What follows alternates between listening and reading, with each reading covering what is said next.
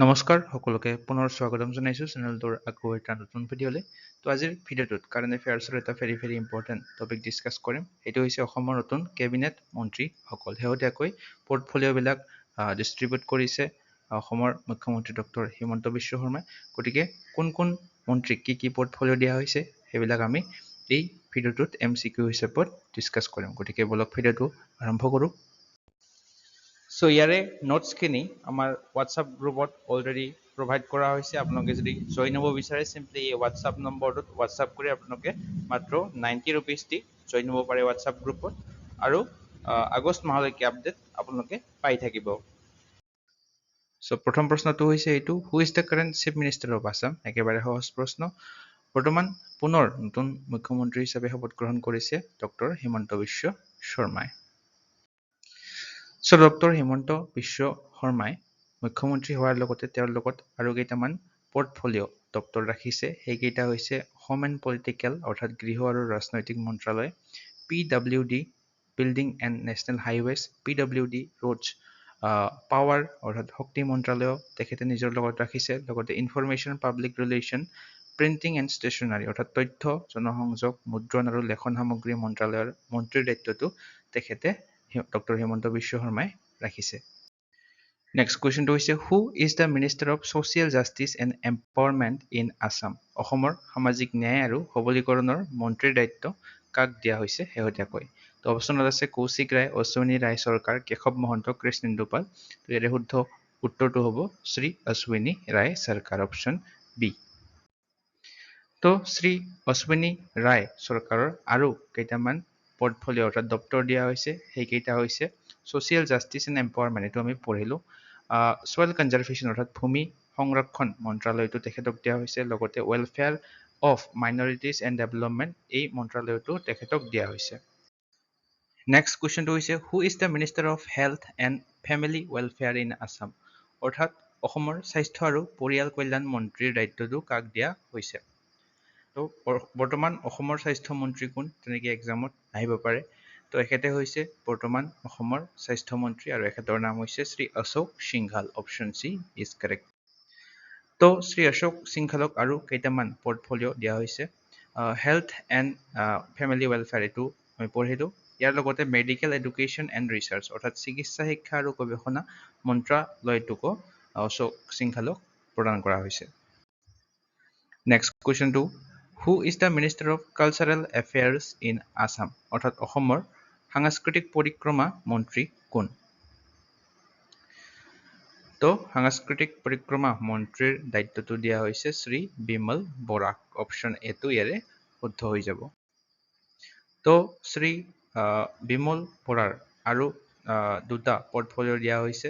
Cultural affair অৰ্থাৎ সাংস্কৃতিক পৰিক্ৰমা এইটো আমি পঢ়িলোঁ। ইয়াৰ লগতে ইণ্ডাষ্ট্ৰিজ, কমাৰ্চ, পাব্লিক এণ্টাৰপ্ৰাইজেছ অৰ্থাৎ উদ্যোগ বাণিজ্য ৰাজহুৱা প্ৰতিষ্ঠান এই মন্ত্ৰালয়টো দিয়া হৈছে। লগতে এক্ট ইষ্ট পলিচি এফেয়াৰ্ছ অৰ্থাৎ এক্ট ইষ্ট পলিচি পৰিক্ৰমা মন্ত্ৰালয়টো বিমল বৰাক প্ৰদান কৰা হৈছে।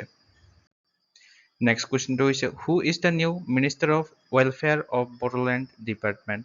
তো বড়োলেণ্ড কল্যাণ বিভাগৰ নতুন মন্ত্ৰীৰ দায়িত্ব কাক দিয়া হৈছে? তো এখেতক যদি চিনি পায়, এখেতৰ নাম হৈছে শ্ৰী চৰণ বড়ো, অপশ্যন বিটো ইয়াৰে শুদ্ধ হ'ব। বড়োলেণ্ড কল্যাণ বিভাগৰ নতুন মন্ত্ৰীগৰাকীৰ নাম হৈছে চৰণ বড়ো।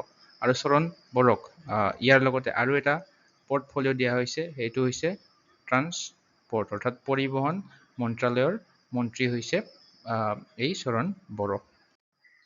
তেতিয়া চাব পাৰে চৰণ বড়ো হৈছে আদাৰ পৰ্টফলিঅ' তেখেতৰ ট্ৰান্সপৰ্ট বিভাগটো। নেক্সট কুৱেশ্যনটো হৈছে, who is the current speaker of Assam legislative assembly? Assam বিধানসভাৰ নতুন অধ্যক্ষ হৈছে, অৰ্থাৎ বৰ্তমানৰ অধ্যক্ষগৰাকী হৈছে এখেতৰ নাম হৈছে ৰঞ্জিত কুমাৰ দাস, অপশ্যন ডিটো কাৰেক্ট। নেক্সট কুৱেশ্যনটো হৈছে, who is the minister of sport and youth welfare in Assam? অৰ্থাৎ অসমৰ ক্ৰীড়া আৰু যুৱ কল্যাণ মন্ত্ৰালয়ৰ নতুন মন্ত্ৰীৰ দায়িত্ব কাক দিয়া হৈছে? তো এখেতক দিয়া হৈছে, এখেতে আছিলে প্ৰাক্তন বিধানসভাৰ অধ্যক্ষ, এখেতৰ নাম হৈছে বিশ্বজিৎ দৈমাৰী, অপশ্যন বিটো কাৰেক্ট। তো বিশ্বজিৎ দৈমাৰীক আৰু তিনিটা পৰ্টফলিঅ' অৰ্থাৎ দপ্তৰ দিয়া হৈছে। সেই কেইটা হৈছে হ্যান্ডলুম, টেক্সটাইল এণ্ড সেৰিকালচাৰ অৰ্থাৎ তাঁত, বস্ত্ৰ আৰু ৰেচম শিল্প মন্ত্ৰালয়টো দিয়া হৈছে। স্পৰ্ট এণ্ড ইউথ ৱেলফেয়াৰ এইটো পঢ়িলোঁ। স্কিল এমপ্লয়মেণ্ট এণ্টাৰপ্ৰেনাৰশ্বিপ অৰ্থাৎ দক্ষতা নিয়োগ আৰু উদ্যোগশীলতা মন্ত্ৰালয়টো প্ৰদান কৰা হৈছে। লগতে indigenous and tribal faith and culture খিলঞ্জীয়া জনজাতীয় বিশ্বাস আৰু সংস্কৃতি মন্ত্ৰালয়টো বিশ্বজিৎ দৈমাৰীক প্ৰদান কৰা হৈছে। এই চাৰিটা দপ্তৰ। নেক্সট কুৱেশ্যনটো হৈছে who is the new finance minister of Assam অৰ্থাৎ অসমৰ নতুন বিত্ত মন্ত্ৰীগৰাকী কোন? তো ছবিত দেখি নিশ্চয় চিনি পাইছে, এখেতৰ নাম হৈছে জয়ন্ত মল্ল বৰুৱা। অপশ্যন চিটো ইয়াৰে কাৰেক্ট হ'ব। অসমৰ নতুন ফাইনেন্স মিনিষ্টাৰগৰাকীৰ নাম হৈছে জয়ন্ত মল্ল বৰুৱা। জয়ন্ত মল্ল বৰুৱাক আৰু দুটা পৰ্টফলিঅ' দিয়া হৈছে। বাকী দুটা দপ্তৰ হৈছে ফাইনেন্সটো আমি পঢ়িলোঁ, বাকী দুটা হৈছে এনভাইৰনমেণ্ট এণ্ড ফৰেষ্ট অৰ্থাৎ পৰিৱেশ আৰু বন, ইয়াৰ লগতে মাইন্স এণ্ড মিনাৰেলছ খনিজ আৰু খনিজ মন্ত্ৰালয়ৰ মন্ত্ৰীৰ দায়িত্ব দিয়া হৈছে জয়ন্ত মল্ল বৰুৱাক। নেক্সট কুৱেশ্যনটো হৈছে who is the minister of food public distribution and consumer affairs in Assam? অসমৰ খাদ্য, ৰাজহুৱা বিতৰণ আৰু গ্ৰাহক পৰিক্ৰমা মন্ত্ৰীৰ দায়িত্ব কাক দিয়া হৈছে? এখেতক দিয়া হৈছে আৰু এখেতৰ নাম হৈছে শ্ৰী কৌশিক ৰায়। অপশ্যন এ ইয়াৰে শুদ্ধ হৈ যাব। তো কৌশিক ৰায়ক আৰু দুটা পৰ্টফলিঅ' দিয়া হৈছে। সেই দুটা পৰ্টফলিঅ' হৈছে food public distribution consumer affairs, এইটো আমি পঢ়িলোঁ। ইয়াৰ লগতে হাউচিং এণ্ড উৰ্বান এফেয়াৰ্ছ গৃহ নিৰ্মাণ আৰু নগৰ পৰিক্ৰমা মন্ত্ৰালয়টো প্ৰদান কৰা হৈছে। লগতে কোপাৰেশ্যন অৰ্থাৎ সমবায় মন্ত্ৰালয়টো কৌশিক ৰায়ক প্ৰদান কৰা হৈছে। নেক্সট কুৱেশ্যনটো হৈছে who is the current governor of Assam? এইটো সকলোৱে জানে, কমেণ্টত জনাব।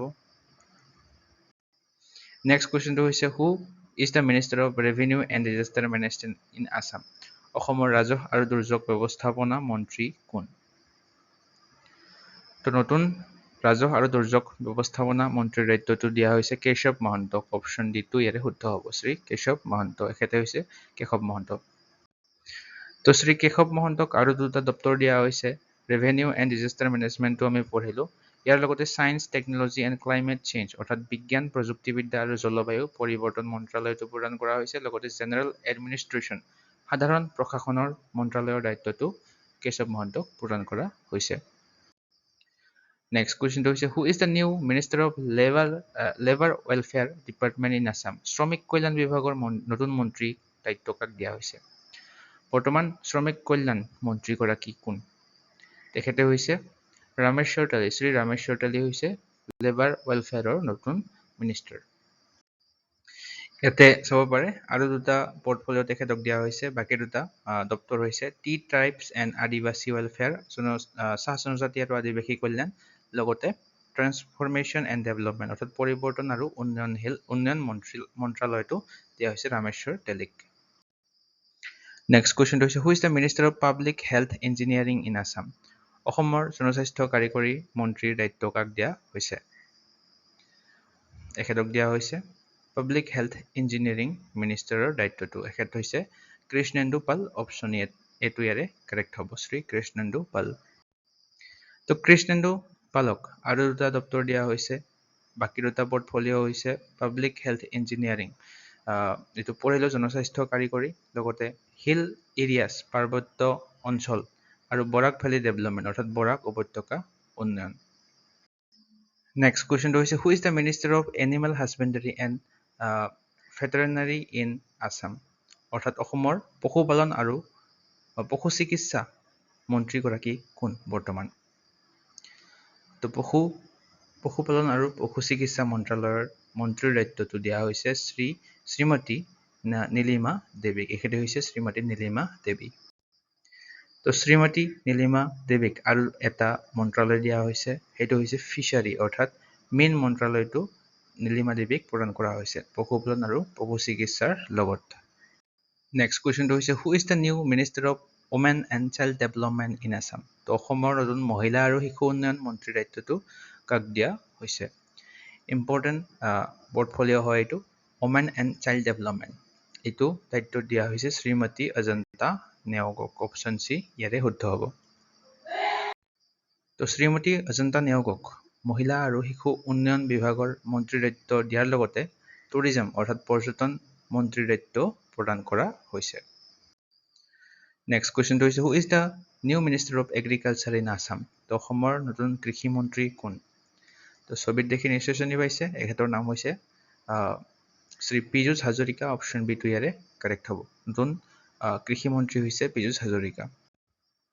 তো পীযুষ হাজৰিকাক আৰু দুটা দপ্তৰ দিয়া হৈছে, সেই দুটা হৈছে ইৰিগেশ্যন অৰ্থাৎ জলসিঞ্চন মন্ত্ৰালয়ৰ মন্ত্ৰীৰ দায়িত্ব দিয়া হৈছে, লগতে পাৰ্লিয়ামেণ্টাৰী এফেয়াৰ্ছ অৰ্থাৎ সাংসদীয় পৰিক্ৰমাৰ মন্ত্ৰীৰ দায়িত্বটো দিয়া হৈছে পীযুষ হাজৰিকাক। নেক্সট কুৱেশ্যনটো হৈছে who is the minister of school education in Assam. তো অসমৰ নতুন শিক্ষামন্ত্ৰীৰ দায়িত্বটো কাক দিয়া হৈছে? তো এখেতক নিশ্চয় চিনি পায়, এখেত আগতেও শিক্ষামন্ত্ৰী আছিলে, এখেতৰ নাম হৈছে doctor Ranoj Pegu. Option A ইয়াৰে শুদ্ধ হৈ যাব। তো স্কুল এডুকেশ্যনৰ লগতে হায়াৰ এডুকেশ্যন অৰ্থাৎ উচ্চ শিক্ষাৰ দায়িত্বটোও দিয়া হৈছে ট্ৰাইবেল এফেয়াৰ্ছ প্লেইন অৰ্থাৎ জনজাতীয় পৰিক্ৰমা ভৈয়াম অঞ্চলৰ পৰ্টফলিঅ'টো দিয়া হৈছে, লগতে ইনফৰমেশ্যন টেকনলজি তথ্য প্ৰযুক্তিৰ মন্ত্ৰালয়ৰ মন্ত্ৰীৰ দায়িত্বটো ৰণোজ পেগুক দিয়া হৈছে, ডক্টৰ ৰণোজ পেগুক। নেক্সট কুৱেশ্যনটো হৈছে who is the new minister of panchayat and rural development. নতুন পঞ্চায়ত আৰু গ্ৰামোন্নয়ন মন্ত্ৰী কোন? অসমৰ নতুন পঞ্চায়ত আৰু গ্ৰামোন্নয়ন মন্ত্ৰীগৰাকীৰ নাম হৈছে অতুল বৰা। শ্ৰী অতুল বৰা হৈছে নতুন পঞ্চায়ত আৰু গ্ৰামোন্নয়ন মন্ত্ৰী। তো ইয়াৰ লগতে আৰু দুটা পৰ্টফলিঅ' তেখেতক প্ৰদান কৰা হৈছে, সেইকেইটা হৈছে বৰ্ডাৰ প্ৰটেকশ্যন এণ্ড ডেভেলপমেণ্ট, সীমান্ত সুৰক্ষা আৰু উন্নয়ন, এক্সাইজ মিনিষ্ট্ৰীটো দিয়া হৈছে আবকাৰী বিভাগটো, লগতে implementation of Assam accord Assam চুক্তিৰ ৰূপায়ণৰ মন্ত্ৰালয়ৰ মন্ত্ৰীৰ দায়িত্বটো দিয়া হৈছে শ্ৰী অতুল বৰা। তো চাৰিওটা পৰ্টফলিঅ' মনত ৰাখিব। নেক্সট কুৱেশ্যনটো হৈছে who is the minister of water resources in Assam.